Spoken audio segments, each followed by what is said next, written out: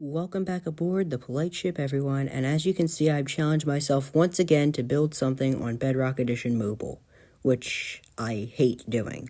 I'm usually a lot better of a builder than this, but when it comes to trying to build something on the mobile game, well, as you can see, I've built Squid Games, and so I'm going to give you guys a whole tour through what I was able to do with this. So as you can see, this is the player room. You've got, like, the voting system over here, and then you've got, like, the screen up there that doesn't even look good because I'm not going to try to do banner designs on something as laggy as the mobile game. And the piggy bank over here. You can see I built the beds too, and the whole room is off-centered because I didn't realize that until afterwards, and I didn't feel like going back and fixing it. And if you go back to the control room, you can actually control, like, the lights in the room. So if you see you flick that, it turns the lights off. And then if you flick this other lever, it drops money into the piggy bank. I've been trying to figure out how to get it to work right, but every time I do, it only drops like one diamond, even if I do it like multiple times. I think it just has to do with how laggy the game is right now. So as you can see, that's the player room. It's really, really small. If you come through one of the doors on either side of the room, you're going to see a bathroom on each side. So this is the men's room. And as you can see, it's kind of, I didn't put much work into it. And then on the other side, if you go around to the other end, there's going to be the woman's room. So I kind of just like I didn't put that much work into either of the bathrooms because they weren't that important. So then if you go out to down this really, really unnecessarily long hallway, and you open one of these doors, you're going to come out to the staircase room that took me longer than I like to admit to build. Coming up the staircase, the first game I'm going to go into is red light, green light, because that's the first game. And I only built, as you're going to see here, I only built 2 of the houses because it was so uneven. I'm terrible. I was terrible when I built this. I didn't realize how uneven it was. And so I only had room for 2 of the houses. And then what I did here is I'm not good at redstone, so I just made this, like, really, really simple, like, thing with, like, a beacon.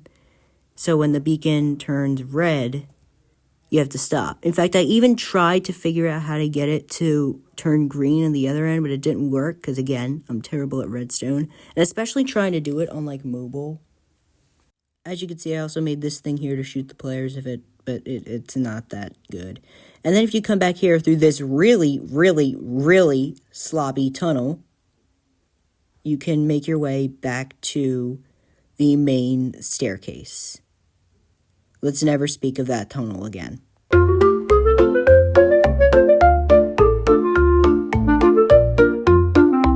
As you can tell, I did not put much effort into the Dalgona room. As you can see, it's not really that functional either. I just put these chests in here with, like, honeycombs in each one of them, so it's, like, the same thing everywhere.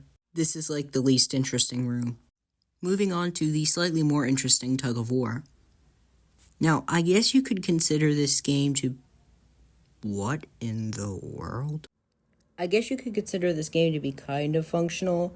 Like, if you go up here and, like, if you go up here and then, like, when you open... If you go up here and open the door, you could kind of, I guess, use a fishing rod to try and pull your opponent in. But the game is really laggy right now, and I don't already have a fishing rod or a villager spawn egg, so I'm not going to demonstrate it. Next up is the marbles room, and like the Dalgona room, I really underestimated the amount of space I would need for this, but I somehow managed to make it fit, and it kind of looks pretty good.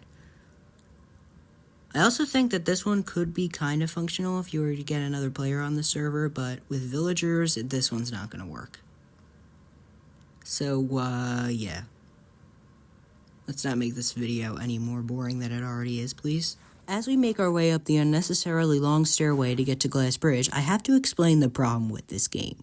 You see, the way I wanted to make it functional is have it so that there would be, like, blocks of sand on top of either TNT or concrete.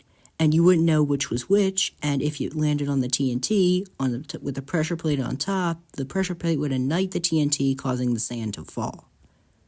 Now, the thing is, In order to be able to hide whether it was TNT or concrete, I had to place trapdoors on the side. The thing with trapdoors is, if you know Minecraft, you know that there's a grid system problem. So I had to place the trapdoors far enough apart that they wouldn't mess up the grid system. The problem is, because I did that, the distance that you have to jump is really far, and it makes it almost impossible to make the jump every single time. Sometimes you get lucky, and other times you get lucky but then hit the chandelier and fall. So here's a demonstration of what would happen if you know what, I can't even get the fall right. Moving on to the first Season 2 game, well, unless you count red light, green light, the six-legged pentagonal, which there's not much functionality like Dalgona that you can really do with this game in Minecraft. I made references to like Dachi, Flying Stones, Gongi, what's supposed to look like Spinning Top, and the Jeggy thing, but that's really the best I could do in vanilla. And finally, what is somehow one of the most functional games yet, Mingle. You kind of just get in this minecart and then spin around. And since I didn't really run a command chain for this, you kind of just have to imagine in your head the number of players that would be called out. So just like whatever number of players you think is going to work.